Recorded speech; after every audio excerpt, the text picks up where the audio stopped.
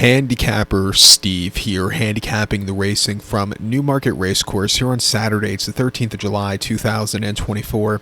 Gonna look to featured 6 race to 435 from Newmarket, but before I get on to that, remember to please follow me on Twitter at HorseRacingKit5 for more selections for race courses around the world, and also remember to go check out my Grand Prix de Paris preview from Longchamp today. It is Bastille Day, so it's an excellent celebration there. And also remember to go check out my Diana preview from Saratoga, the first grade 1 of the season at Saratoga. A good win there with the Diana wide open race, so I hope you check that out. But the July Cup is always a good race here, so we're going to look at it right now. The 6th race, the featured 435, which is the Group 1 July Cup Stakes. It's a Group 1 event for Class 1 horses going for a purse of $762,000, race for 3-year-olds and upwards. We have a very good field of, field of 12 horses going 1,200 meters or 6 furlongs on the July course. I'm going to go take the number 6 horse here, regional as the top selection. 634 for me in the TriCast trifecta. 634 TriCast trifecta, top selection 6 horse regional.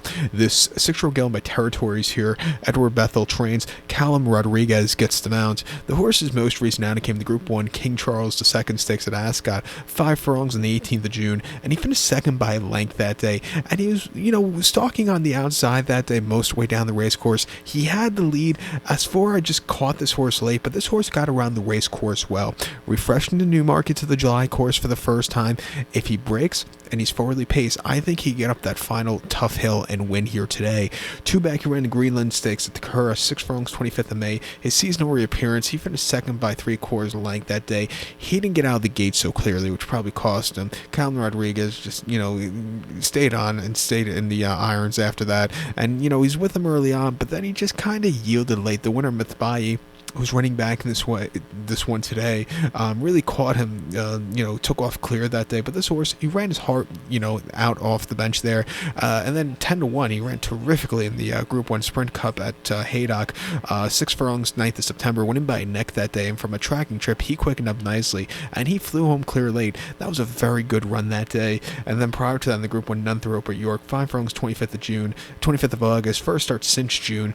He finished 5th by 2 1/4 lengths that day, and he just never was really getting into it. He didn't weaken out of it, but he definitely needed the race there off the bench. But his form since that Nunthorpe has been very nicely done. Refreshing here at 7-1, I think he could win. It wouldn't surprise me if the 3-horse Kinross for Ralph Beckett and Ross Ryan finally gets a trip to win. It seems like Frankie's the only one that can really connect with the horse and get the good out of him.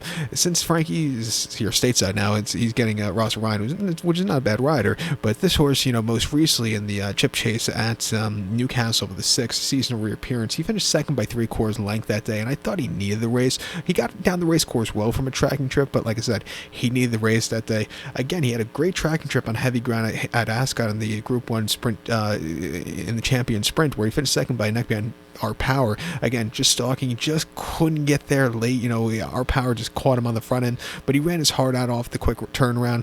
And then in the Group 1 Prix de la Forêt at Longchamp over the 7, he finished second by a half a length that day. And again, he just, had a bit of a bumpy trip in the lane, which I don't know if it cost him that day, but a bit of an easier trip would have been better for him.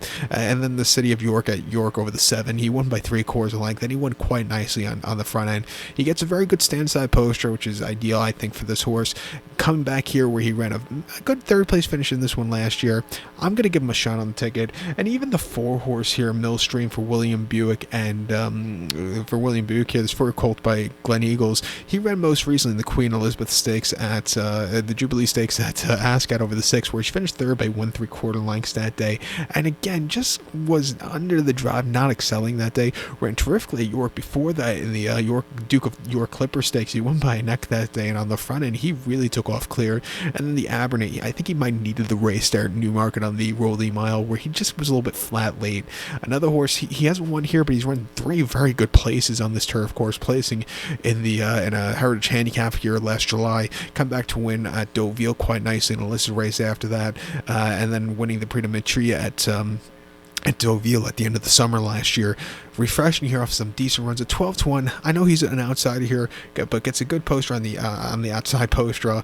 I think he can win a 12-1. Let's use him on the ticket to end off the quad or play spot, whatever we decide to play.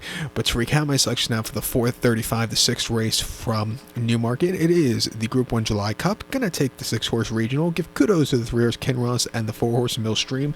634 Tricast Trifecta. I'll use all 3 of them in the quad or plays pod here, whatever we decide to play. And I'm definitely going to do an exact or forecast combination box here, 634. So any combination they come in, we're going to play it. So with that being said, good luck to all. Please follow me on Twitter at HorseRacingKid5. Good luck, everybody.